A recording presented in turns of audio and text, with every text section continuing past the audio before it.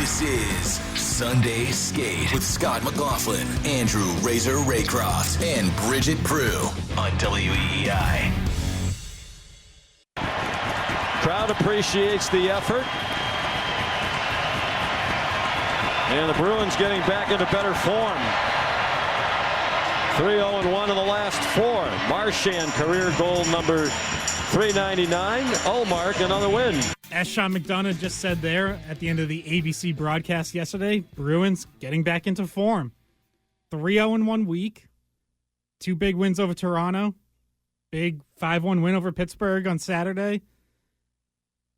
Ultimately did blow the game against Edmonton on Tuesday, second night of it back-to-back, but held them to 1 goal in regulation. Top 5 offense. 4 straight games that they have allowed just 1 goal in regulation. We'll be discussing that. We'll be talking trade deadline, obviously. They made 2 additions. Pat Maroon up front, Andrew Peeke on defense. Rumors of other big moves, including Linus Ullmark, which we'll get into. He talked about that quite a bit yesterday. I'm Scott McLaughlin. Bridgette Proulx is here. Andrew Raycroft will be along shortly. Big game for his daughter this morning, so we'll get an update on that too when he arrives. Yeah, playoff games, right? Playoffs this morning, 8 a.m. start. Yeah, an early start. I know, you gotta get them in. Yeah, Jim Montgomery was racing out of TD Garden yesterday to get to his son's playoff games. So, yeah, it is that time of year for youth hockey. Also, on this daylight savings morning, it really feels more like 7 when your game starts at 8. And so, anybody who's listening to us, have a cup of coffee and help yourself wake up, because I'm in that mood right now too, where I'm like, my eyes I gotta try to keep them open. I'm not adjusted yet. I was thankful that it was an afternoon game. It wasn't the night game and then do the turnaround with daylight savings. So I still didn't get a great night of sleep, but that's just normal for me, so that's fine. But Bridgette, let's start with how the Bruins are playing and how they now look after the trade deadline, because we now know this is the team. There wasn't a huge addition. They didn't go all in the way some of their rivals did. Well, we can go around the league as today's show goes on and touch on what some other teams did. But they did add. They added, some toughness, some grit. We'll see how much of an impact it makes. But they are playing better hockey, too, and that's really what's most important. Yeah, and before we were talking about, now we don't have the ability to talk about external solutions now after the trade deadline. So it's okay, you don't have a good bumper on the power play. Well, now you got to figure out who that is on your team. We're not talking about Elias Lindholm coming in. That was one of the rumors of a trade that didn't end up happening because one of the legs of the 3 apparently fell apart and Getzel goes to Carolina instead. But the sexier deals did not happen. The ones that everybody wanted to talk about, speculate about, because they were actually interesting and would have been bigger shakeups, fell through. We can get to why. But at the end of the day, the very first Sunday skate we had to start our season, if you can call it that, was about Pat Maroon. We were talking a lot about adding toughness and how it wouldn't take a lot to get him, and they give up a conditional 6th-round pick, which the condition is that if Pat Maroon doesn't play a game in the playoffs, they don't get that either. So it's such a low risk, almost no risk situation that that's a no brainer. Really, you bring in a veteran who's won several Stanley Cups and is tough. It's exactly what you're missing.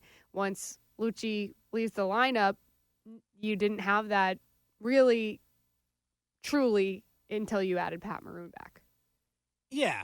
Pat Maroon's, like you said, it's virtually no risk. They also gave up an AHL forward, Luke Toporowski, who, maybe he cracks an NHL lineup, gets a call-up at some point, but his production declined this year down in Providence. Didn't seem like he had too much of an NHL future, so, yeah, no problem with that deal at all. And Maroon had back surgery in early February, so that threw a wrench into maybe some of the interest or, whether he would get moved, how interested would teams be, what can Minnesota get back? Ultimately, like we said, they didn't get back much, and the Bruins take him on, and obviously you got to wait for him to get healthy here, but ideally he comes back late in the regular season. You get him into a couple games and see where he's at come playoffs.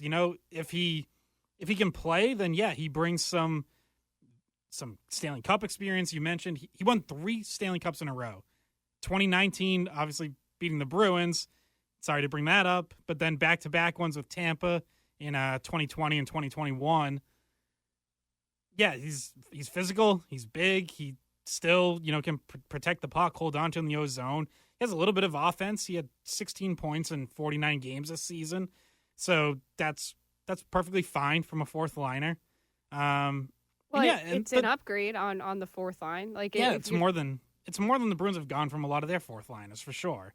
And they've been rotating so many guys in and out of those spots that absolutely, you might as well add that kind of experience. It made all the sense in the world. The trade for Andrew Peeke, I'm not as much of a fan of. I just think that's a bit of a project. And Don Sweeney basically acknowledged this on Friday. There's some rebuilding of his game that they have to do. He really fell out of favor in Columbus this year. He had been a regular for them, playing over 20 minutes a game for 2 years. This year is way down to 15-something and was getting healthy scratched a lot. Yeah, he only played under 30 games so far this season because he was getting scratched, not because of an injury or anything like that.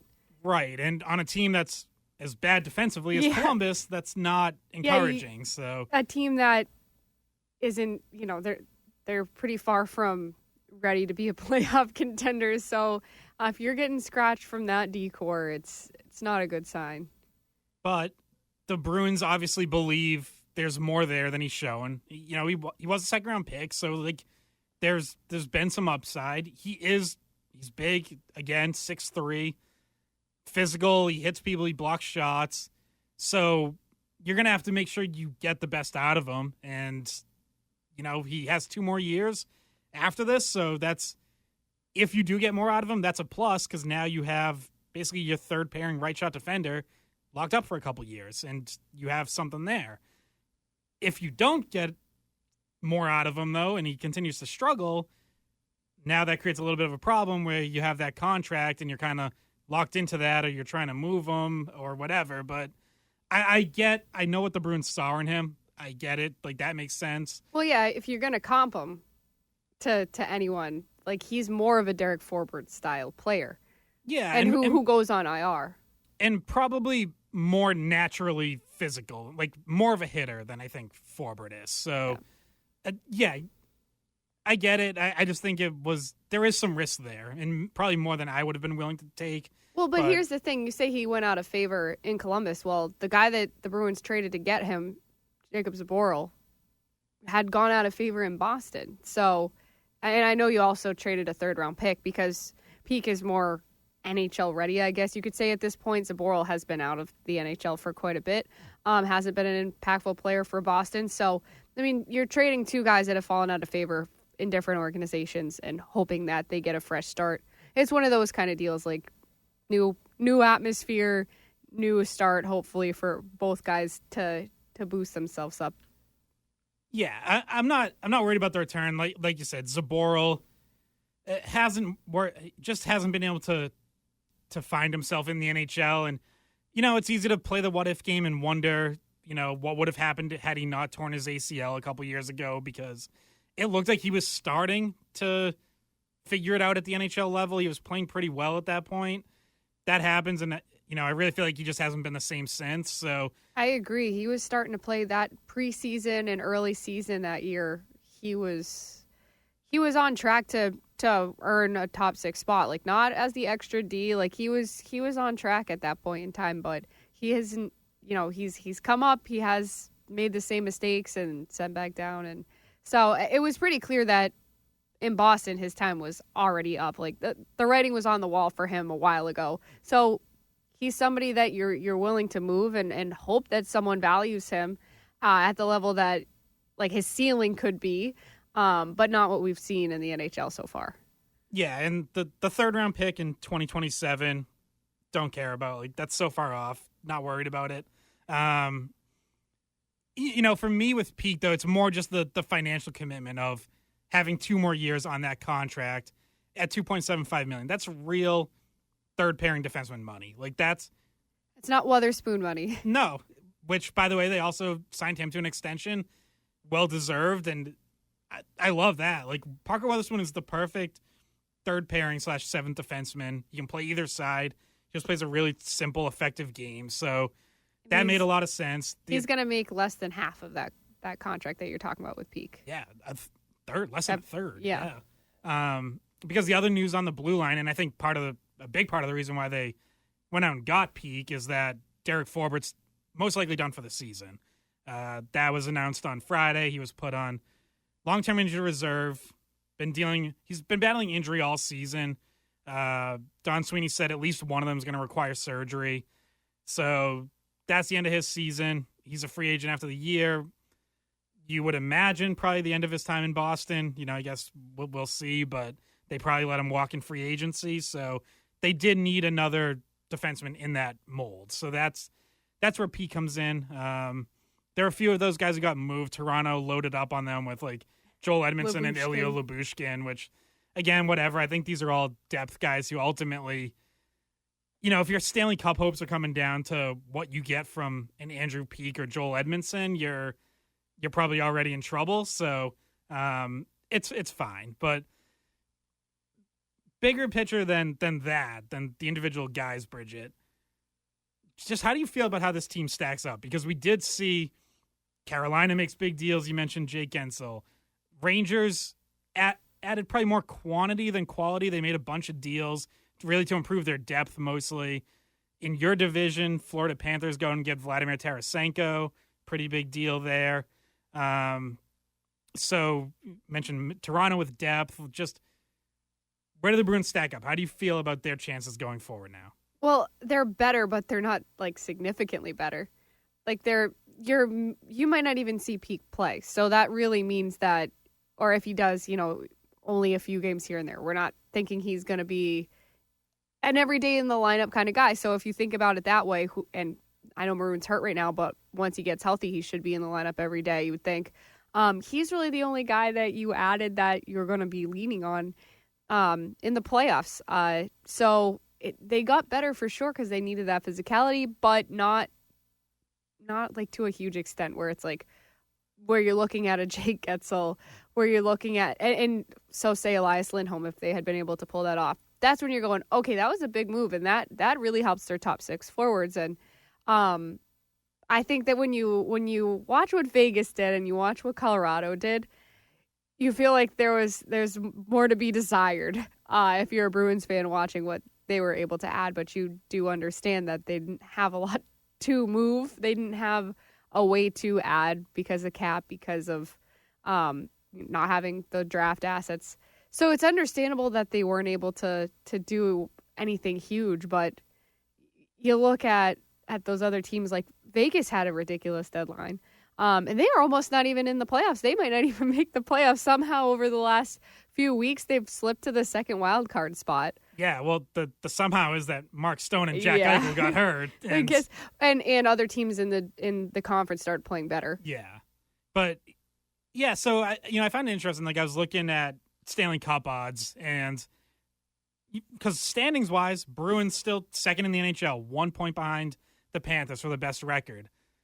But betting odds, they're eighth. They're eighth among Stanley Cup favorites, and there were 3 Eastern teams ahead of them: Florida, Carolina, Rangers, and then 5 from out west. I think it was Vegas, Colorado, Dallas, maybe Vancouver, and I don't know, someone else. But anyways, that feels to me like a much more accurate reflection of where they are. Like, they're probably around the 8th best team in the NHL. On paper, that makes you an underdog. I mean, you can't argue with that. Yeah, on paper, yeah, the 8th, but they don't have Bergeron anymore. They don't have Krejci anymore. They weren't able to fill in their holes as well because they had cap issues that carried over from last season.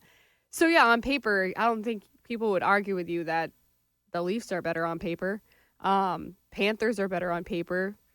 If everyone on Vegas is healthy, they're better on paper. Colorado. So yeah, you can't argue with that. Yeah, I will say I absolutely ranked them ahead of Toronto, especially after this past But week here's with okay, 2 well, 4-1 wins. on paper, in terms of like their firepower.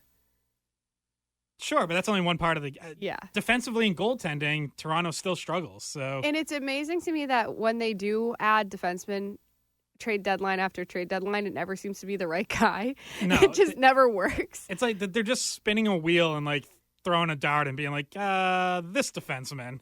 All right, let's try that. Yeah. Like, it they already did Ilya okay. Lyubushkin once. Like they already had him, and then they let him go, and now they're like, yeah, we'll bring him back. Sure.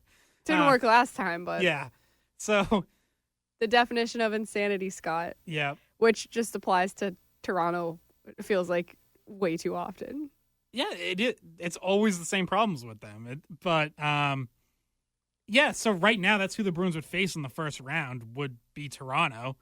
I would absolutely pick them to win that series, but then I would say if you're looking at Florida in the second round, Bruins look like a pretty big underdog. Like that Florida team is better, more talented, more complete than last year's Florida team. And which is scary. It should scare Bruins fans. Yeah, and the Bruins obviously aren't. So we'll get into more of that, how they stack up, what we think their chances are going forward. We're going to get into Linus Ullmark as well, because there were reports that he had blocked a trade. So we'll get into that, what we think it might have been, how this works with Linus Ullmark going forward, what he had to say about it after yesterday's game. You can join in. I think he gave maybe the most real interview we've ever gotten from him. He's a guy that doesn't usually share a lot, but you could tell he was happy to get it off his chest a little bit. So we'll definitely show you some of that. Yeah, we'll play some of that next. We're back to Sunday Skate on WEEI. Linus, any comment on the reports that you utilized your no trade clause? I'm just very happy to be here.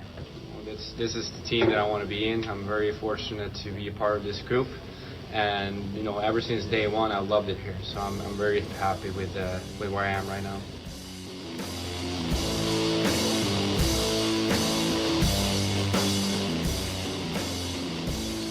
That was Linus Ullmark talking about reports that he had used his no trade clause to block a deal.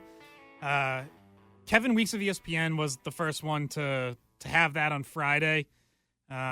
Said on ESPN that he had heard the Bruins were close to a deal involving Ullmark, and that he basically invoked his no trade clause because of geography, is what he cited, what Kevin Weeks cited. Ullmark do you have to give like a specific like is there only a certain number of reasons that count, or can you give any reason? No, you can give any reason. That's what I thought, but so do you have to? It's definitely more than just geography. Yeah, so Ullmark has a 16-team no trade clause, and I think how it works is either he had already submitted the list to the Bruins. I think guys submit them before every season. The Bruins, if they thought they had a deal with a team that's on that no trade list, they can ask Ullmark if he's willing to alter the list, waive it for this team, and if what Kevin Weeks is reporting is true, it sounds like the answer was no. He wasn't going to change his list. Frank Saravalli of Daily Faceoff tweeted that he heard something was close with the Los Angeles Kings, which that would make sense in terms of the geography part of it. Maybe Ullmark just doesn't want to go out west, which there are European players who don't want to, because East Coast, obviously a much shorter flight to their home countries, whether it's less time change. Yeah, whether it's them going back to visit, family visiting them, the time change you mentioned, family just watching games back home. But yeah, there's all kinds of reasons for why someone might not want to go to a certain team or city. That, it could be the quality of the team, is it a winning organization? Climate, tax laws, these are all tax things laws. I swear to God, I know. That's what makes the Florida Panthers. I know. I was exciting. gonna say, hey, let's go play in Florida. Yeah, that you get sunshine and no income tax. That's why guys want to go to I'm Florida. in. Scott, let's take this show on the road. Hey, I will be. I'll be down in Florida a couple of weeks when the Bruins are down there. Yeah, that's right. Can I come with you? I'm looking forward to some sunshine. Yeah. Which means I'll probably just hit like rain every day. So Yeah. I don't know if your skin can handle that much sunshine. No, yeah. You're Irish, right? So yeah, I'm going to park. I'll go for like a nice 10-minute walk along the boardwalk, and then I got to get back inside. I like to imagine you wearing like that kind of sunblock that's like almost like whitish purple and it's just covering your whole face. Just like, gotta be careful with the sun, guys. That's you.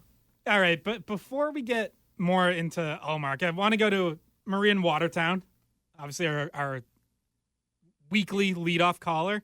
Have some questions about the new acquisitions. Good morning, Maria.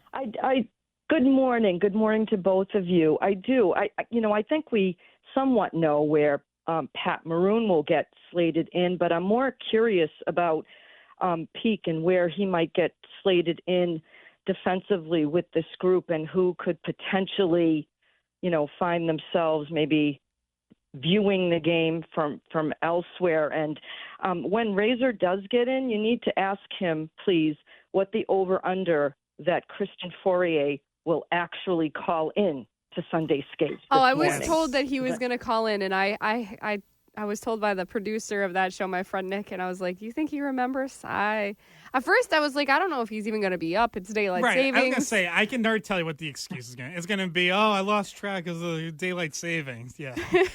Bridgette, unless you made sugar cookies, there's no way you're going to get a call. Yeah, you have to bribe him to do anything Fourier. like that. Exactly. Yeah. But he did. He was mad that Razer came back at him a little bit. So I think they played some of that for him on his show, and he was like, he was mad that Razer was going at him. Yeah. And just one more question. Do you think we've seen the last of Sidney Crosby in a Penguins uniform? He didn't mince any words about his demeanor after the Penguins traded his best friend was not very good, and he didn't seem as engaged in the game yesterday as he's been throughout the season. He's maintained a really high level of play, and I wonder if he's starting to think about, do I want to deal with pretty much a full rebuild at this point in time? So especially if they get rid of Sullivan too. Like I've heard that they might fire that his head coach and that he's been with forever, and that would probably factor in as well. Yeah. Then thanks, Maria. Let's start there, and then we'll circle it back to the Bruins. It's been two tough games for the Penguins since. So Thursday night, while the trade was going down, they lost 6-0. And then they come into Boston and, first period competitive 0-0, but they end up losing 5-1. Clearly a team that's out of it this year. They sold a big piece in Jake Gensel, as Maria mentioned, has been a longtime line mate of Sidney Crosby and a close friend. Crosby had said before that what happened with Gensel ultimately would not affect his own future. And he has made comments in the past about being a Penguin for life, and he's going to retire a Penguin, which I still think is the most likely course. But this is going to be a huge offseason because, to Maria's point, he's not going to endure a complete rebuild. Like he could Tom Brady it. I don't see why he would. It's got to be in consideration for him, right? You spend most of your career with this one team that you've had success with and won championships with, and then you think to yourself, I only have 2 good years left. I got to go somewhere else. I'm not happy here. I could see him pulling a Tom Brady. Yeah, I wouldn't rule it out. It seems very unlikely to me. Like he is so ingrained in that organization and that city. It would be. So was Brady. That's why it's a good comp. Yeah, he was. And, and I do think Crosby has probably several more years. He is still playing at a very high level this season. So very interesting to think about. My guess is he's going to see what they do this offseason. They're going to try to do a quick retool on the fly and be a playoff team next year. Now, that's also what they tried to do this year. Yeah. They took a big swing with the Erik Karlsson trade. And, Erik Karlsson's actually played pretty well this season, but overall, obviously that team mix has just been off. They haven't had depth. Their goaltending has been... It's been up and down. At times it's been solid this year, but Yeah, it's. But it's not playoff run, long, Stanley Cup championship run solid. It's not that. Yeah. And that was another player that, this isn't a Pittsburgh Penguins show, but to go back to another trade that Crosby wasn't happy about, Marc-Andre Fleury leaving, that was his best friend at the time. He was not happy that Fleury was not back with the Penguins too. So, yeah, these guys they get used to that. They know it's part of the business. I'm sorry, but that I mean, he's had Evgeny Malkin and Chris Letang as his teammates for what, 18, yeah, but Marc-Andre Fleury is something? one of my favorite human beings. So I would have been devastated if Marc-Andre Fleury was my best friend and he got traded away. Which that is my dream, is to have Marc-Andre Fleury as my best friend. But that's also why the Wild aren't trading him, because Bill Guerin is also best friends with Marc-Andre Fleury. He's the best, and he just doesn't want to move him. Every day there's just a video of him doing something hilarious that he's a nice person too. Sometimes he does some things you're okay, that's actually heartwarming. One day someone called him old, so he showed up to practice with a cane instead of a stick and was using a cane as his goalie stick, which was hilarious. Anyway, this isn't Pittsburgh Penguins hour, but... So let's get into Maria's question about where Peeke especially slots. So Maroon, yes, we know he's going to be part of the fourth line mix, most likely left wing. So, either Lauko draws out or Lauko flips over to the right side, which he's played plenty. Maybe Brazeau draws out. I think the most interesting thing there will be whether a fourth line with Pat Maroon on one wing and Justin Brazeau on the other would work, because you're down a lot of foot speed if that's the line. Those are two big bodies for sure that can get to inside ice, protect the puck, all that. But two guys who are on the slower side by NHL standards. On defense with Peeke, I think Jim Montgomery did say he wants to get him into games pretty quickly. He also said, they might want to get him at least one practice first, which maybe that rules out Monday because the Bruins are off today. They don't have practice on Sunday. They'll have a morning skate Monday. I don't know if that'll be enough to get him ready for a game Monday night, or otherwise you're looking at probably Thursday in Montreal for his debut. But I think you're probably going to see some rotation with Kevin Shattenkirk. Shattenkirk has rotated in and out quite a bit anyways this season. And, right now the Bruins have balance on defense. They have 4 left shots, 4 right shots. So I think you'll see some rotation in both spots. You saw Parker Wotherspoon draw out of the lineup on Saturday with Hampus Lindholm coming back, which was another big development, worth getting to at some point today, because you saw him have some jump and make an impact right away. He had 2 assists. Yeah, he had a really nice play on the DeBrusk goal to set that up. And it was more like you also, absence makes the heart grow fonder. When he was out of the lineup and you were seeing where they were deficient, you're like, oh, I bet Hampus Lindholm could have made that play. And when you have him back, it's sometimes people take him for granted. I know some people get on him a little bit. I tend to not. I know he's got a really high ceiling. He doesn't play up to it at times, but in terms of guys you trust back there, it's McAvoy, Carlo, Lindholm would be the 3 that anybody should say they're most comfortable with, that make the fewest mistakes, solid defensively, and Lindholm is great in transition. And so having him back and healthy is huge. Yeah, and putting him back with Carlo gives you that shutdown pairing again that, on Saturday they used against the Crosby line.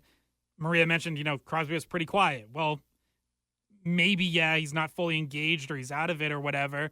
Part of it's also that Lindholm and Carlo is a really good defensive pairing. The Coyle line with Marchand and DeBrusk also got a lot of that matchup. So now you have that pairing that can handle those tough assignments, and that frees up, whether it's Grzelcyk and McAvoy or Lohrei, wherever he's in the lineup, you can get your more offensive defensemen into more offensive situations, into more favorable matchups, and Lindholm and Carlo can handle those tough minutes. So, yeah, it's a huge to have him back. Yeah, and he was one of Sweeney's best trade deadline moves, the sign and extend. Yeah, that was huge, and he's been here now for, what is it? This is his 3rd year.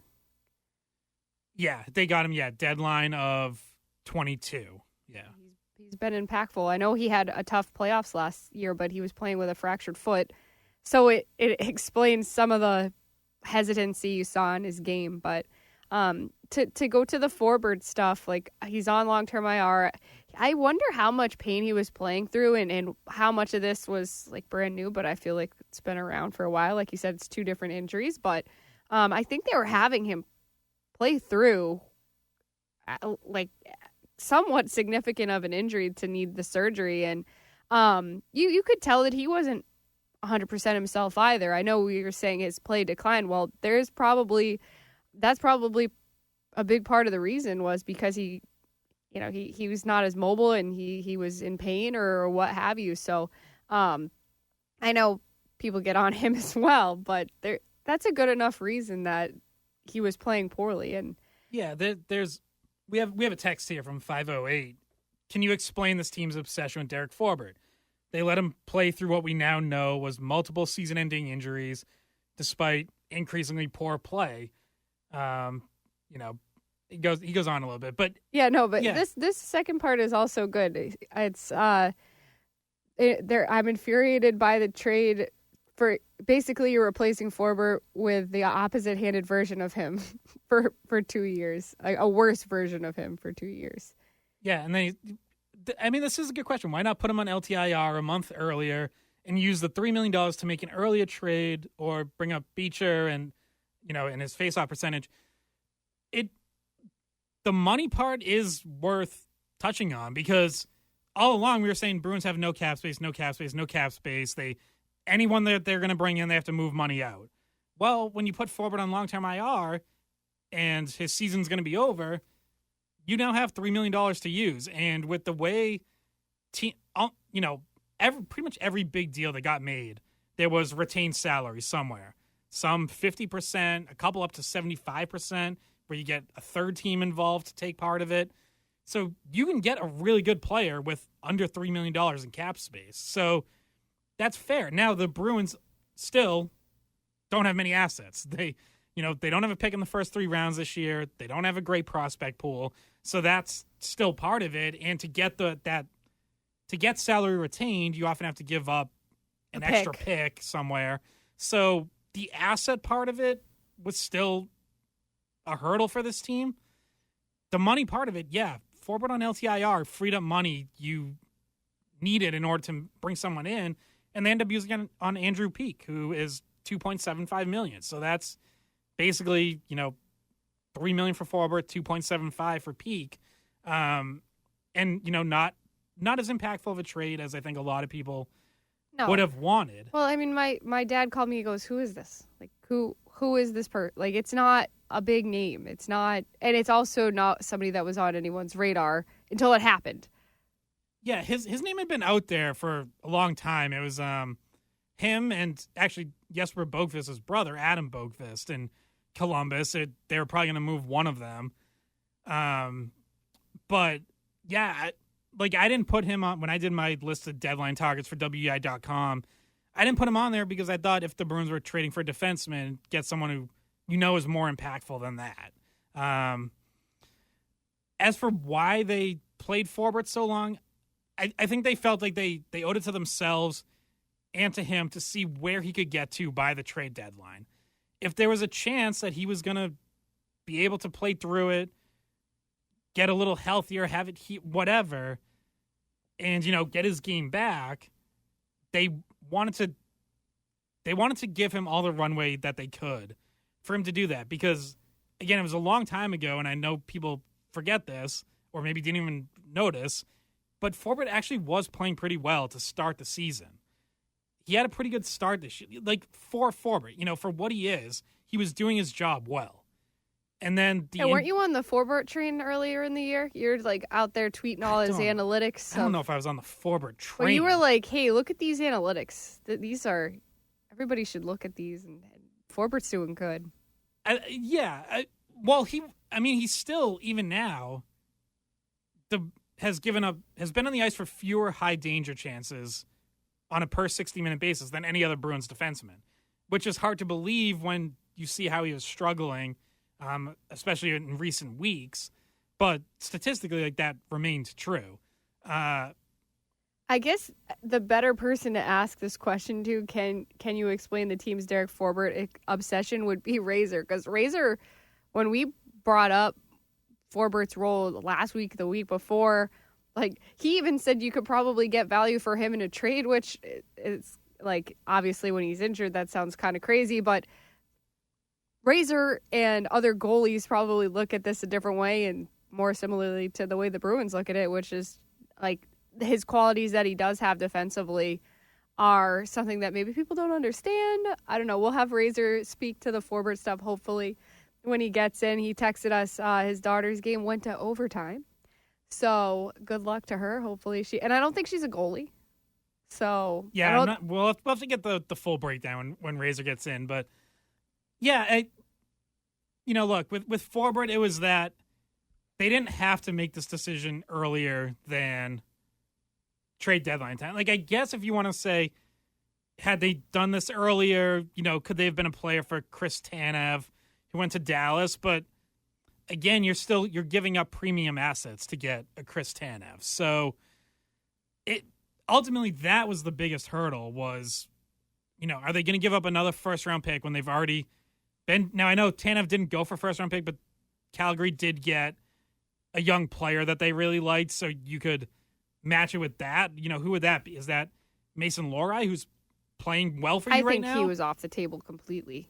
I think he probably should have been, but like that's who Calgary might have been looking for. Knowing they're also losing Noah Hannafin, you imagine like they'd want a defenseman. They got another one from Vegas that they liked in the Noah Hannafin trade. So you probably would have to give them a young defenseman that they liked. And if you're looking at the Bruins prospect pool and young players, that's Mason Lohrei. That's really the only defenseman prospect that I can think of that people would be interested in at that level to get you a Hannafin. Right.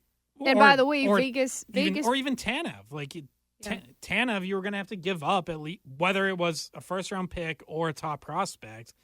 There was going to have to be one, pretty high end asset in there. So I think they wanted to give Forbort a chance, and ultimately he wasn't able to get there. And the injury does end up being season ending, and so now he's on LTIR, and they made a depth move for Peeke to round out their defense. They go 8 deep now, which we know Don Sweeney likes having that depth.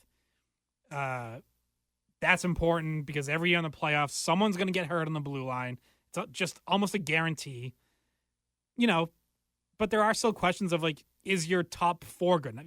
You have guys who can rotate in and out on the third pair, no problem. Well, I guess that depends on your idea of if Grzelcyk is strong enough in the top 4. Or if Mason Lohrei gets there. But, do you try him with Charlie McAvoy at some point here down the stretch? So lots to get to. We got sidetracked to defense. We still have more Ullmark to get into. Yeah, wait. We started this segment talking about Ullmark for about 1 minute, and then we took Maria's call and we forgot. Pretty much just the cut coming in was Ullmark. Yeah. Right. Well, we do want to talk about him, though. I have more to say about some of the comments he made. Well, this is the benefit of having 2 hours. We can stuff gets bumped back. It's okay if Razor's daughter's game goes to overtime. That's fine. Like, we're still gonna have him. So, call in with your thoughts on all of this, on what the Bruins did at the deadline, how you feel about them now, what you think of the Ullmark report of him reportedly blocking a trade. Call in 617-779-7937. Text us 37937. We'll be back after this. We're back to Sunday Skate on WEEI. The trade deadline is over and that put all that behind? No, thank God, yes.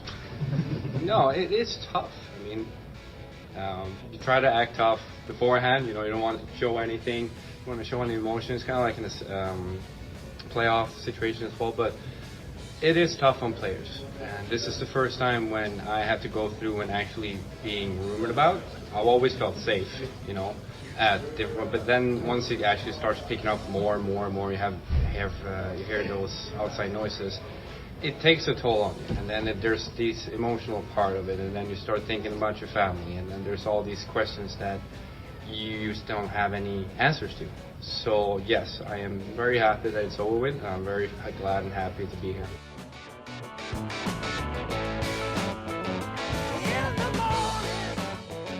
There's more from Linus Ullmark after Saturday's game, where, by the way, he made a season-high 38 saves. So, big game for him. Little extra long goalie hug with Swayman afterwards. You could tell Swayman was saying something to him, and you could see, like, in the close-up video that Swayman was, like, pointing to the ice as if to say, like, you stayed here or you're still here or something like that. And Ullmark said Swayman had some really nice words for him during that hug. He also talked about how on Friday he had a conversation with Patrice Bergeron.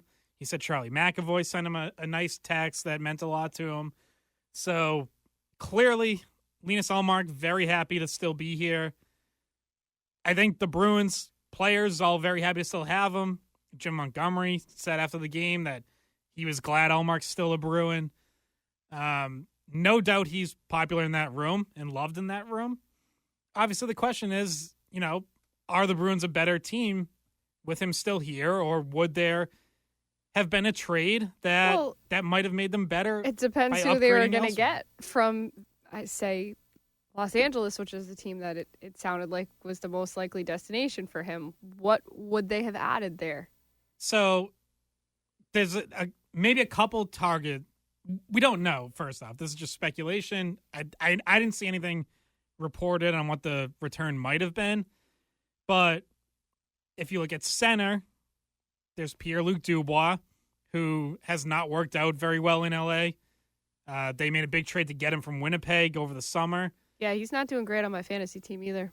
Yeah, I would probably just drop him in fantasy. Yeah, no, he ain't been playing. That I would not have liked. I would not take that chance on Pierre-Luc Dubois, who is talented, is still pretty young, but there's a reason things weren't working in Winnipeg. There's a reason they haven't worked in L.A. That's just... Feels like too much of a risk to take. Yeah, and he signed for 6 more years, I think. Like, that's a lot. I would not have loved that. 2 players... Plus, isn't he someone that people talk about as they like... not necessarily the best guy in the room, or like there might be issues with that? Yeah, people, I don't know if there's been anything concrete, but people speculate about that. Earlier this season, Drew Doughty, the captain of the Kings, had some comments about, I forget exactly what the wording was, but it basically calling out some of his teammates saying, there's guys in here who think they're good or think we're good, and they're kidding themselves, something like that. And there was a lot of speculation that people thought he was maybe talking about Dubois. And that and that he's kind of more of an individualistic guy, not focused on team goals, more on his own and stuff like that. I've heard, and that's not just with LA, that goes back to before. So that just seems like too big of a risk. And for a questionable upgrade, right? Because when we talked to Razer about trading Ullmark, it was like, it has to be a discernible, non-risky, I guess you could say, upgrade, like Elias Lindholm. Yeah. Now, a couple players in LA that would interest me a little more, whose names kind of sort of popped up a couple times.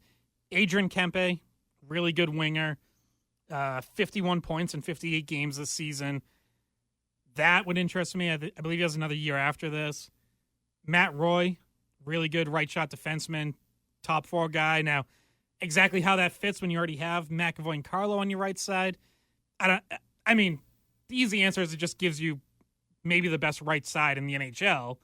But how the minutes would divvy up would be interesting. But he's a really good player who would interest me. He is also a pending free agent, though. So, would there be an extension or how would that work? But, yeah, so there are a couple guys there that could have been interesting. We know New Jersey checked in on Linus Ullmark, too. They checked in on every goalie and ultimately got rid of their 2 goalies that they had, and they brought in Jake Allen and Kaapo Kähkönen, which I think is pretty underwhelming for what they were aiming for. But they at least made a move at the position they knew they needed to do something about, like take a risk, try something new. Yeah, and it probably gives them, they get a little bit of time to evaluate those guys and figure out if they want them part of the plan going forward. I still think they're going to be looking for a bigger upgrade in the offseason. I wouldn't be surprised if they circle back on both Jacob Markstrom in Calgary and Linus Ullmark. I wonder if Linus Ullmark would have vetoed a New Jersey trade. Well, I don't want to live in Jersey. Yeah, I don't know. I mean, again, we just don't know what his list is. At least you would think that would fit geographically. Like, that's another East Coast team, so maybe not. Maybe they're not on his list. Who knows? But I mean, he wants to be on an actual legit Cup contender this year. Like, going to LA, that's not what would happen. Like, he wants to win a Stanley Cup. I mean, the Kings are a pretty good team. Yeah, I think they're in a loaded conference, but they're going to be in the playoffs. Yeah, but I think he knows that here in Boston, first of all, he's got such good friends here that definitely factors in. But in his mind, this team gives him the best chance to win the Stanley Cup, I think. I don't think he looks around the league and goes, I'd rather be on that team. He doesn't. He wants to be with the Bruins. He said that. I think he feels his fit is good here. Culture is good here. I don't think he ever wanted to go anywhere else. So maybe it's fortunate for him that potentially the Devils and the Kings were the teams that were interested and were probably on his no trade list, so that he didn't have to. Because say they wanted to trade him somewhere that he said he would go to, they don't have to ask him. He doesn't get a chance to veto. So the fact that it was one of those teams, first of all, it's really awkward conversation to have. And you could tell by the sound of Ullmark's comments, he had some uncomfortable conversations recently, it sounded like. But he might not be here if it was, say, I don't know, name another team that needs a goalie that might not be considered one of those 16 teams that he didn't want to go to. And they wouldn't even have had to have a conversation with about it. They could have just sent him out. Yeah, I mean, I think goaltending's still a question in color. Like, if you're looking at contenders, Colorado still has questions there. They improved everything else about that team and are just going to hope one of their goalies gets hot enough come playoffs, or, at least doesn't shoot them in the foot. But yeah, lots more to get to here. We're coming to the end of hour one. Hour two coming up. You can call in 617-779-7937. I have some thoughts on, can the Bruins win the Cup with Linus Ullmark staying put, and should they rotate goalies in the playoffs? Because that is now the big question, now that you're keeping Ullmark and Swayman together at least through the end of the season. So we will get to that right after this break. This is Sunday Skate with Scott McLaughlin, Andrew Raycroft, and Bridgette Proulx on WEEI. You don't talk about the goalie too much in a 5-1 win, but how instrumental was Linus today? He was our best player. Wasn't close. He was really good. Glad he's still a Bruin.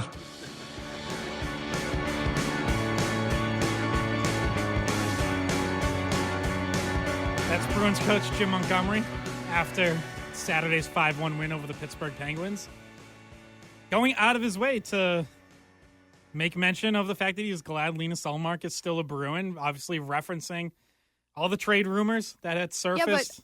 Yeah, but is it even just referencing the trade rumors, or is it like referencing something he knew to be true? Like, sure, he could have gotten that from like the outside noise but like maybe he knew something on the inside as well. Like, he probably. Yeah, I'm sure. Like, obviously he has more information than we do. Yeah, because he's not just on Twitter like talking about what people were saying on Twitter. Like, he knows how close it was potentially to happen. Yeah, and I guess it is worth noting that we played the clip earlier when I asked Ullmark about did he care to comment on reports that he had utilized his no trade clause. He didn't answer. He just said he's glad to still be a Bruin. Don Sweeney didn't confirm anything either when he talked on Friday after the deadline. Which GMs don't. No. They don't get into that. Everybody, you're a reporter, you have to ask the question, but they're not going to say, oh yeah, this was actually who we wanted to have, but we couldn't do it. Like, they don't answer like that. Right. Every now and then, from the tell with Sweeney or with Cam Neely is like, if you ask them about a contract situation or you're making any progress with this player, like if they say like we're optimistic that we're going to get something done, that kind of means like they are actually moving towards something. And by the way, he was asked about reports of Jeremy Swayman, because there's been reports that he's working towards an extension. There's been numbers thrown out there, long-term, like 8 years, potentially $7 million a year. Nothing really concrete there. And Sweeney sort of danced around that as well and said, that as he said before, they want to get a deal done with Swayman. He said they want to get it done long before they get to where things ended up last summer, which I don't think Swayman will allow that to get that far. Which was obviously a contentious arbitration hearing that resulted in a 1-year deal. So Swayman does need another new contract before next season. It seems like they're going to get something done. I don't know that it's as imminent as maybe, some people have said, but I do think it'll get done long before we have to talk about, oh my God, is this going to go to arbitration again? I don't think that's going to happen. No, and the other person we've been talking about, well, are we going to see them traded or extended at or around the trade deadline was Jake DeBrusk. And he has no extension either, so he's a pending free agent. And last time his name came up in rumors at the deadline was was when he got the extension.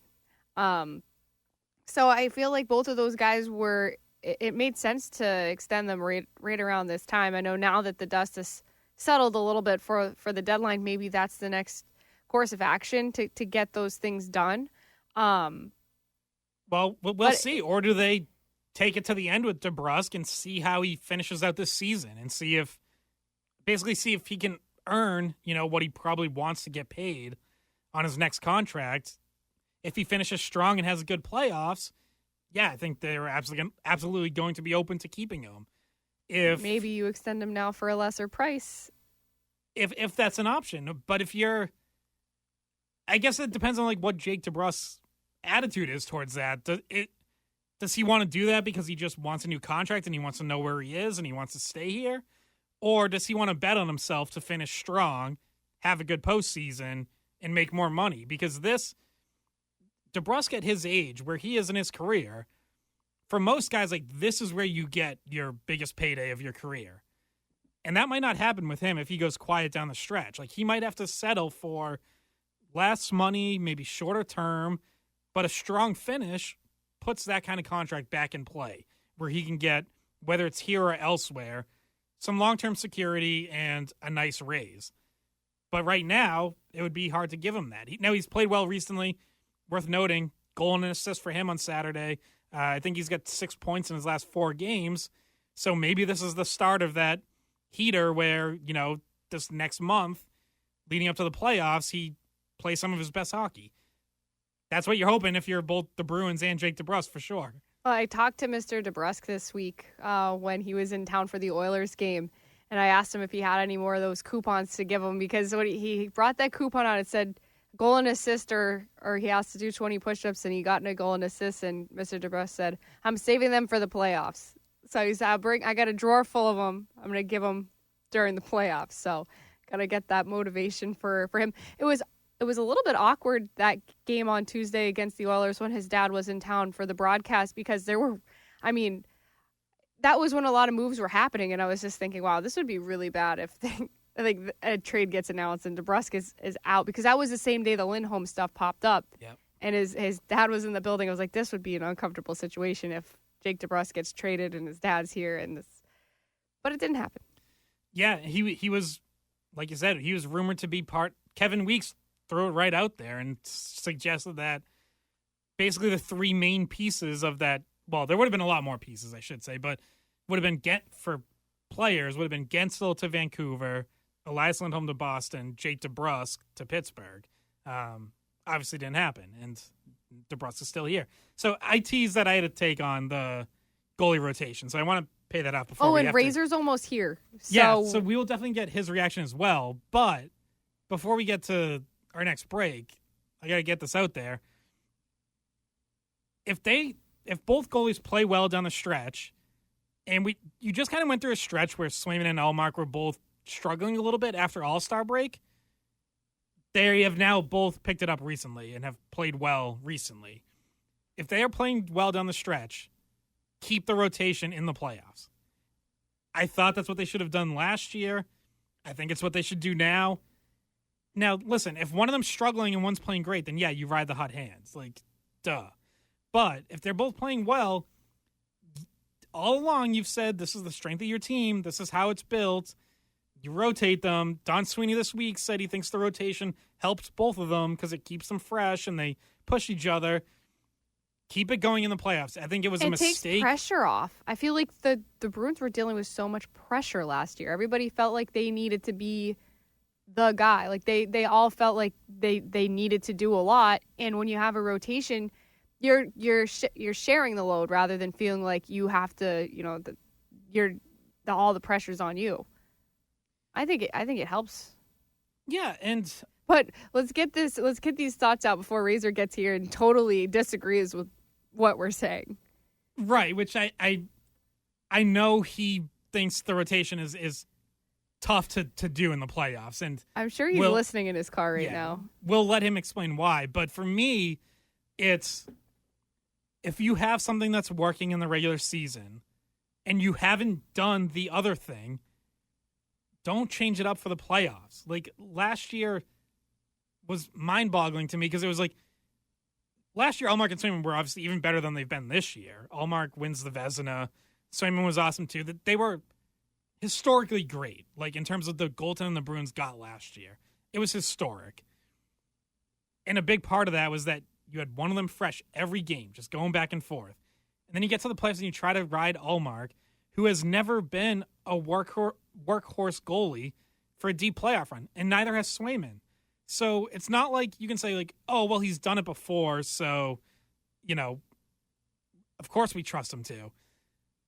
Neither one of them has done it before. What they have done for the last 2 seasons and even part of the season before that is they've rotated, and they've had a lot of success doing it. And I think there's going to be, at some point, there are going to be more teams that rotate in the playoffs anyways because it is now the norm in the regular. Like, a lot of teams rotate now in the regular season, whether it's strict every other game or, maybe someone gets a couple starts in a row, but on the whole, it balances out to 50-50 or 55-45. Someone's going to be bold enough to do it in the playoffs at some point, and it's going to work, and you're going to see the dam break. Why should that team not be the Bruins? Like, they have this luxury of riches at the position that other teams don't have. Why not use that in the playoffs? Why try the same thing that didn't work last year? Yeah. No, that's the thing is now that you do have both of them coming back, you didn't trade Ullmark. You have to find a way to maximize your use of him too. So, to me, it makes so much sense, but there are the people, like the more old school people that just really, I feel like they're closed-minded to the idea. Like just, no matter how much like people argue that with all of these things that make sense, it's like, no, this is just not how we do it. It's not how we do it. We're not gonna change. And so you saw last season that there was this hesitancy to do it based on the history of the league and what playoff contenders have done in the past. But they had the perfect opportunity to do it last year, and I think they're set up for the same thing this season. And I'm with you again. The fact that they have both of them, you have to use them both. That's what I think. And Razer's going to get here and say that's not good for the mentality going in. But if that's been your mentality the whole season, then I don't see why that changes like during the playoffs. And that's another thing that it could take pressure off you, where it's like, okay, we're not looking at this in a different way. We're not trying something different. Like, this is what worked. And sticking with something that worked during the regular season can make you feel more comfortable. Just, it's in the back of your mind that it already worked. Right. It's what they're used to. Yeah. Like, yeah. So I think it makes a lot of sense. And again, I'm not saying you have to stick with the entire postseason, even if one of them's struggling. If one's struggling and one's playing great, fine. And the rotation, ride the hot hand. I'm saying to start. Oh, here he is. We got Razer. I was listening. I was trying. My Prius couldn't go fast enough. Because it's like, let's get these thoughts out before he gets here and totally disagrees with us. I heard. No. a little disagree. How'd she do? How'd your daughter do? Oh, it was unbelievable. Overtime win, 3-2. There we go. Scored 6 on 5, 2 to tie it up. That's why I'm so late. Literally, the overtime was 3 on 3. It went like 12 minutes to 4 on 3 kill. Like it was hilarious. It was so much fun. So, all right, I've got a final now. Who cares? We got a lot to get Razer to react to. Deadline. The fact that I almost Goalie ran him rotation. over this week. Yes, that too. Yeah, the fact that Bridgette almost That's killed how him. fast you were going faster in the parking lot than I was just going on the Mass Pike, by the way. All right, but we do have to catch a break, so we got Razer in now, coming back after. Give us a call, 617-779-7937. We're back to Sunday Skate on WEEI. Welcome back to Sunday Skate. I'm Scott McLaughlin with Bridgette Proulx, and now with Razer as well. Razer, so daughter's team won, right? Yes. Big victory, huge victory. Finals later today. So goalie Juliette stood on her head, overtime win. So it was great. So and your daughter we're scored happy today. Yep, it was great. It was awesome. You said the Great finals day. today? Finals is 1:30. So back to Wow. the rink right after this. Never Busy ends. day. It's all Never ends. hockey all day. Yeah. Of course. All weekend. Yeah, well, I'm out of But- here and I'm driving to Lowell to broadcast the PWHL game. So There you go. Big day. more hockey Who do for they me got? too. New York. All right, perfect. Yeah, I got to watch a big Manchester City Liverpool game. So Oh, yes, That's not that's right. hockey, That Scott. is definitely That is- a big one. Yeah. That is definitely huge. All right, so let's get Razer's reaction on a couple different topics, but Razer, where do you want to start? What's your overwhelming, whether it's deadline, takeaways, state of the team, or the goalie rotation discussion? What did we say that made you angry? Start No, there. and you know, well, what it was it was the combination of Swayman's extension, 7 years, $8 million, and then Linus being possibly asked to move, no move clause, then the rotation in the playoffs, and then trying to figure out who your goalie is in the summer. So how do you give someone who rotates in the playoffs a 7 year, $8 million contract? That seems very difficult to me to do that. So how do you trade a guy if he's your goalie rotating in the summer as well? So I think I just, and then the other thing was, and this is the big one though. This is the big one because if one goalie's struggling, one goalie's hot in the playoffs, of course you're not going to rotate. But how long do you let that play out? 2 games? Basically, because 2 games. So you're going. Yep. So you're down 3-1 in the first round by going through the rotation twice, and that one goalie played really bad twice, and that's why you're down 3-1. Well, hurt the coaches. That's the issue. Is that you want us? You say the rotation until someone struggles, but we saw that last year where if you struggle for 4 days, you're out. That's all it takes. Yeah, I mean, if you ended up down 3-1, that means someone's lost twice, so they're done. Then you're riding the other guy. But then 3-1's but what if you're down 2-1 and the guy who played the really bad game has to go back in for game 4, and you do that and you lose 3-1, and you lose to go down 3-1, and then you I guess the thing about going back to last season, right, is they were up 3-1. That was basically like the worst case scenario if you're a goalie rotation, goalie changer type person, because they were up 3-1. And then they lost 2 games and you're like, oh boy, that's worst case scenario. Typically a series is going to go 2-2, or you're at 2-1, and this was 3-1, and it was kind of the worst case scenario if you're a person who wants to say rotation works or it doesn't work, because you couldn't take him out at that point. Like the hindsight that they were going to actually take Linus out after he played amazing in Florida at 3-1, it doesn't. For me, the big second guess last year was going into Game 6 after Ullmark loses Game 5 in overtime. Yes. Yeah. With a mistake. Yeah. On him. Oh man, Sean McDonough yesterday said Linus Ullmark, great puck movement, and it just. flashed in my mind that like I literally had a flashback to but that. Just play behind the net. imagine that though, right? Like, and we're saying that in hindsight, but imagine being a coach and having your Vezina Trophy winning goaltender up 3-2 after making one bad play, one puck handling play, not even a goal that he like gave up from center ice, and making But that also, decision. like, So it's easy for us to do But it. I'm saying the coach. He hadn't been regular season Ullmark to that point in the series. He was anyways. really good in 3 and 4. He was really Yes. good in game 3 and 4. But I think in my mind, it wasn't just the one mistake in game 5. I thought he was a little off that whole game. I thought 1 and 2, he was okay. Game 6 to me is when I would have made the switch. And I'm whether it was on here or on the skate pod, like you could find me going back and saying that. So that's not revisionist history from me, at least. And if he really was dealing with an injury, then that makes the case stronger that maybe you should have made the move earlier. But are you surprised at all, Razer, that it seemed as close as it was for the Ullmark deal, and that maybe the only thing stopping it was the fact that it was one of his 16 teams he wasn't willing to go to? It seems, yeah, and it sounds like that's exactly what happened. There's a lot of smoke on that one.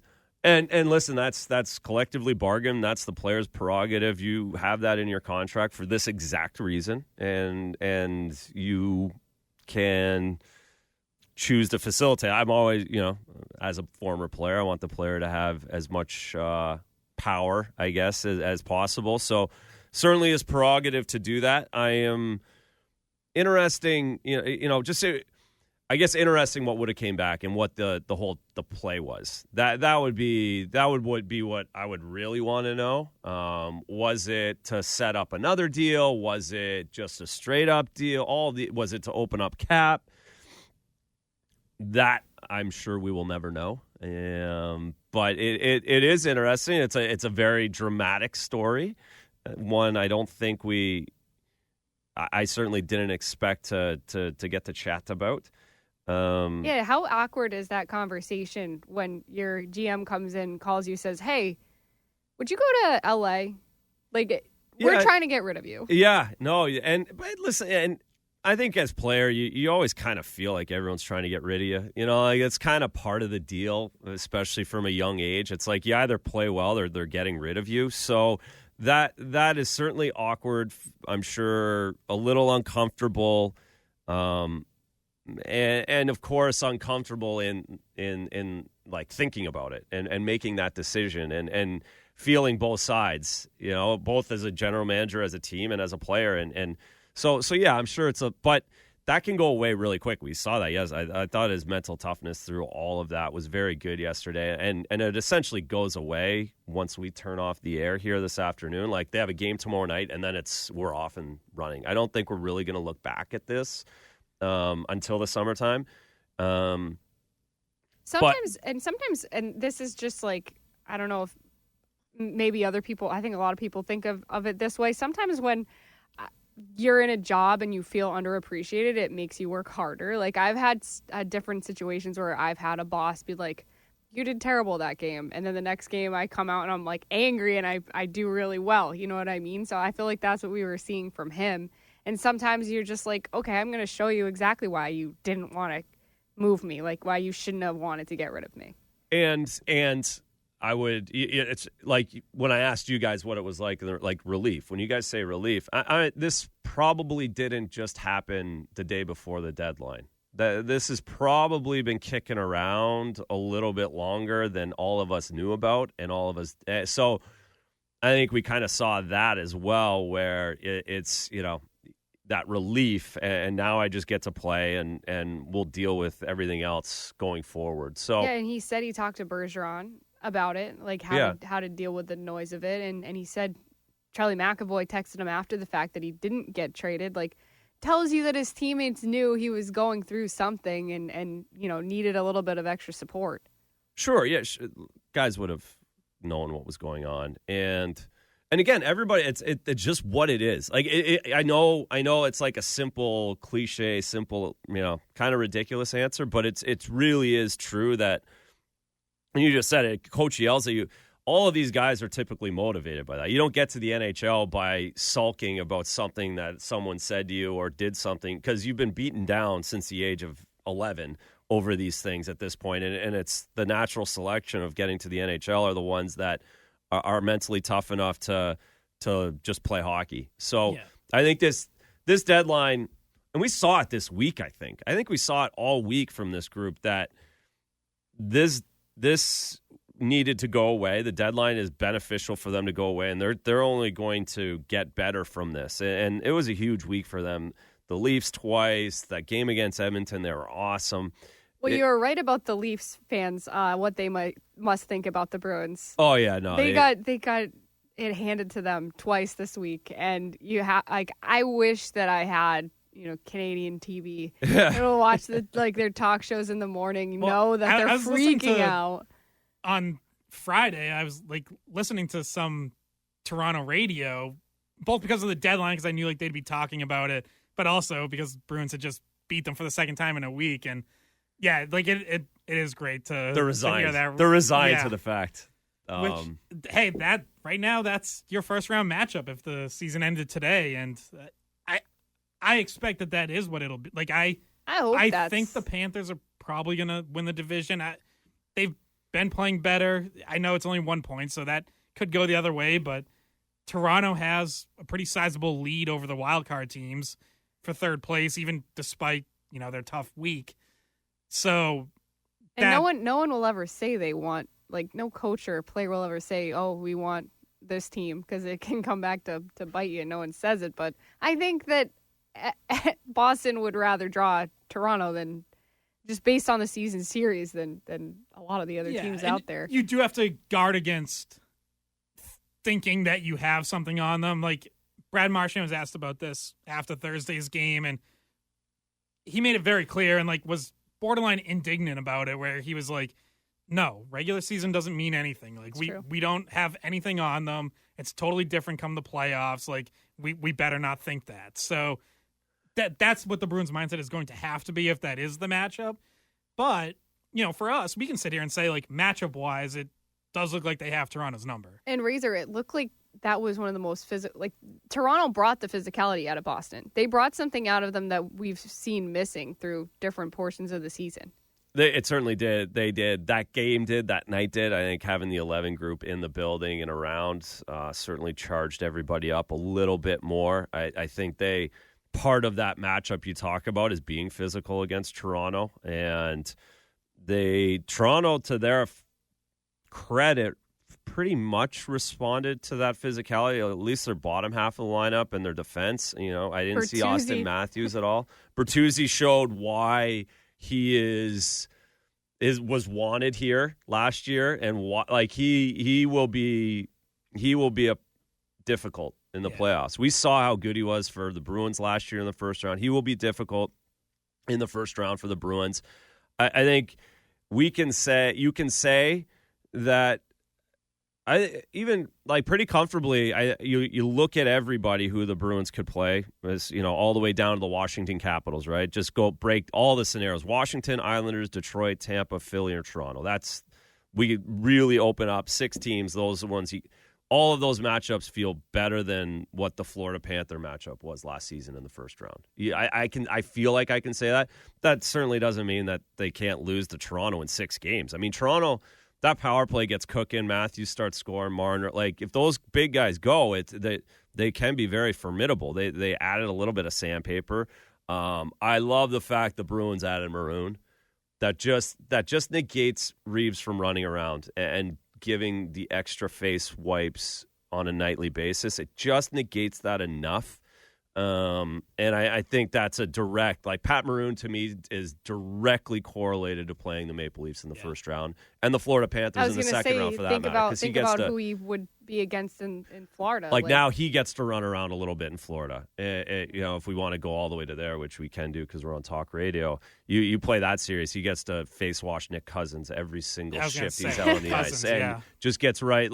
No one can touch him on Florida. No one can fight him. No one can handle him. And that seems like an advantage. We've seen that a little bit with that Florida. I think of the game earlier this year where they were trying to get revenge on McAvoy and clearly seeking him out. and eventually Forbert drops the gloves with, I'm blanking on who it was, but that kind of put an end to it. Like, that sort of really quieted that game down. Because it's like, Florida wants to me, they strike me as like a team that wants to push it to a certain extent, get under your skin after the whistle, hit on the forecheck. But if you start to push back, like, you can quiet them down. Like, I don't think they just keep taking it to another level. I think if you push back, like, it gets their attention. But in the playoffs, it's different too. Sure. The levels go further in the playoffs. Yeah, you get away with a little bit more, but you do. They do still call penalties nowadays in the playoffs. That's the kicker. And yeah, that's just what Florida does. They get under skin. They're ratty at times, and it's just helpful to have them. I think it's a really shrewd play based on who you're going to face in the first couple of rounds of the playoffs. I think he was the guy we were talking about on our first show as like kind of an easy, likely, low risk ad. Yeah. And they went for it, and it was an easy one. And then the Andrew Peeke, I didn't hear at the very start of the show, but interesting, good. He's got term, which is interesting. Kind of sets up what the deal looks like next season, and potentially without forward. Hopefully he can get to his defensive game with this Bruins. The Bruins pro scouting have done a great job, right? They have absolutely nailed these free agents and trades over the last couple of years on what players will fit in the system that they play. You hope that, and I think as a player, I think of a guy who is a defensive defenseman on a bad team defensively who wasn't going anywhere this season with a new coach at the end of the season, not a lot of structure, coming to a place like this that is the exact opposite, that has it dialed in, knows exactly where everyone's supposed to go. It should be a really good fit. His game, a player like that, he should be able to fit into a system like this and really elevate and look better because of what's going on around him, because of that center defensive mindset that the Bruins have. I get the sense that he's going to pop a little bit, just in being really, really solid. Yeah, I'll reset my take because this was an hour and a half ago. Audience turnover. I didn't love the trade for Peeke because I do think there's risk there. Not in terms of what they gave up. Zaboral, they had clearly kind of run their course together. 3rd round pick in 2027, I don't care about. But in terms of... I'm glad you said that. Thank God. Nobody was worried about that 3rd round pick, right? Okay. But to me, the risk is he has 2 more years at $2.75 million, which is real money. That's what you pay third-pairing defensemen. So you better get him to a point where he's playing and he's a regular, whether that's now or certainly by next season. You can't have him be what he's been in Columbus this year, where he's falling out of favor and he's in and out of the lineup and he's healthy scratch. Like, you don't pay $2.75 million to 7th, 8th defenseman. So you're right. They obviously believe they're going to get a lot more out of him than Columbus was.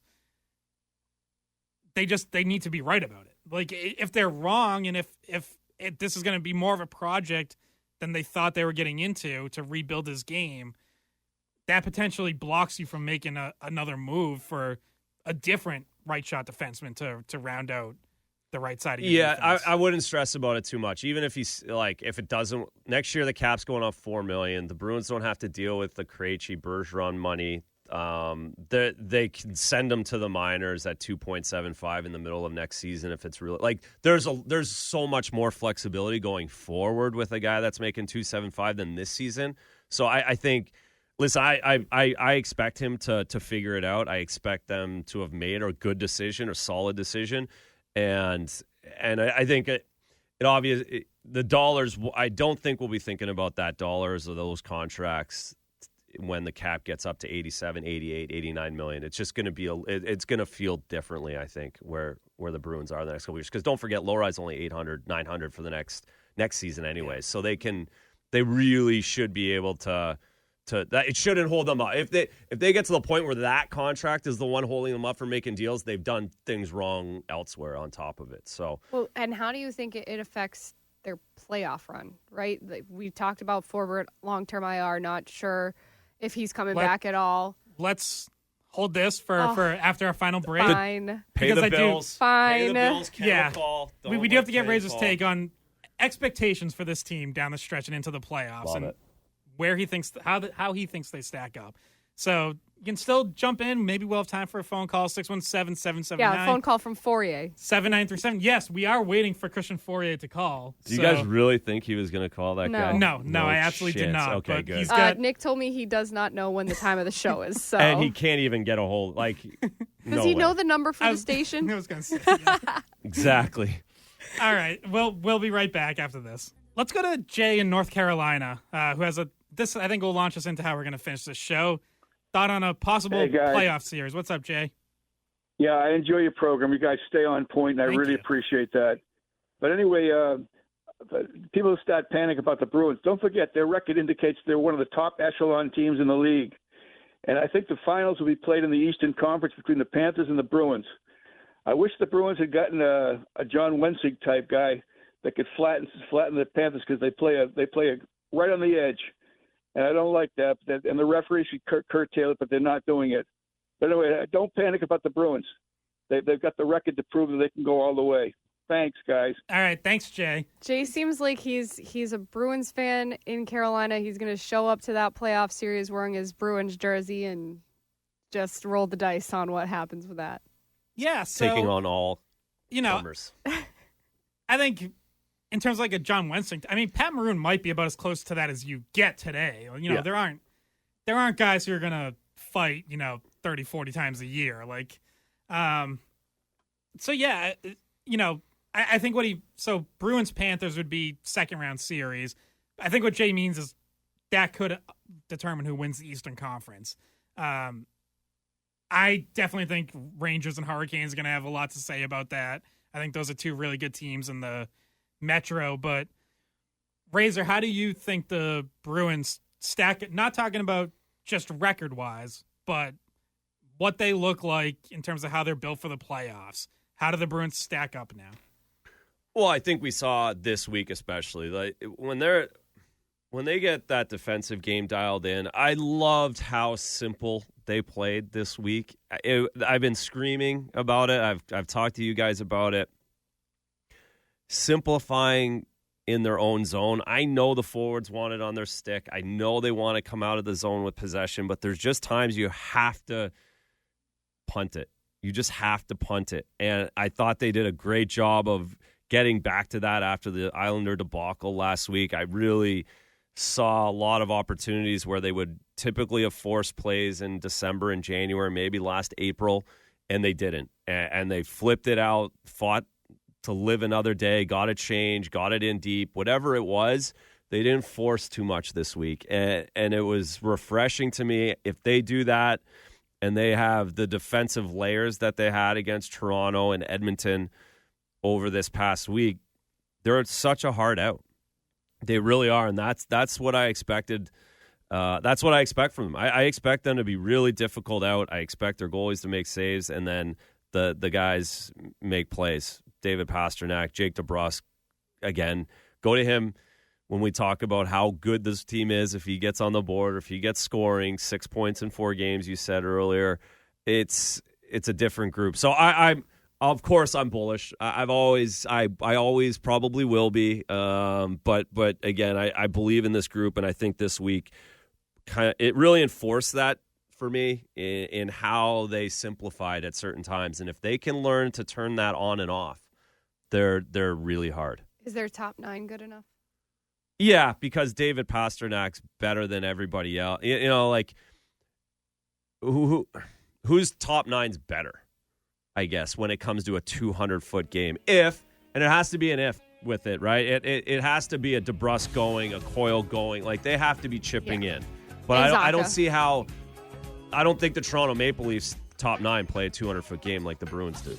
I think Carolina, if they get Evgeny Kuznetsov on track – oh, yeah. Hurricanes do. Yep, that's the answer for sure. And Carolina absolutely has a better top 9 on paper. Fortunately, you don't have to see them till May, end of May. Yeah. And who knows? One thing I'm starting to think and this will be a discussion for future weeks as we head towards the playoffs, I think this Bruins team might end up being able to embrace an underdog mentality, because I mentioned earlier, they're 8th in Stanley Cup odds now. And I feel like you're not going to find too many people who would say they're the favorites or one of the favorites on paper. I'm not going to say that. You guys know that. I've said, I think they lose to Florida, but that can help you out too. Like, that can do something if you can have that kind of mindset of, hey, people don't believe it, even though we have such a good record. Listen to all these people kind of counting us out. Well, you've seen, history has told us in the NHL when these teams have lost first-round series that they weren't supposed to, a la Tampa Bay, or the President's Cup that win it the next year, right? It's because of that expectation, that pressure is different. It feels different. They've gone through it, and they've learned from it, and that's what we can certainly hope for. We won't know until April 25th, but history has told us that teams have learned from that. All right. Wait. No, you're going to have to acknowledge the song. Shakira. You're going to have to acknowledge the song. And why I was just gonna why did I fly, pick this? I was going to fly right past Why that. did I pick it? I don't know. Because I told Scott we're driving to Montreal on Wednesday. I told him 5.5 hours of Shakira on loop is what we're going to be doing in the car. Absolutely not. So get used to this one. Enjoy Montreal, gang. Yeah. Enjoy Montreal. We will be back next Sunday, 9 a.m. on St. Patrick's Day. So, guys, bring your corned beef. Oh. Hey, guys, thanks for watching the Skate Podcast. If you want to see more of our videos, visit our playlist. Not in front of a screen? You can listen to us on Spotify, Apple Podcasts, or wherever you get your podcasts. Don't forget to follow us on social media. And if you enjoyed this video, please don't forget to give us a thumbs up, subscribe to our channel, and leave a comment.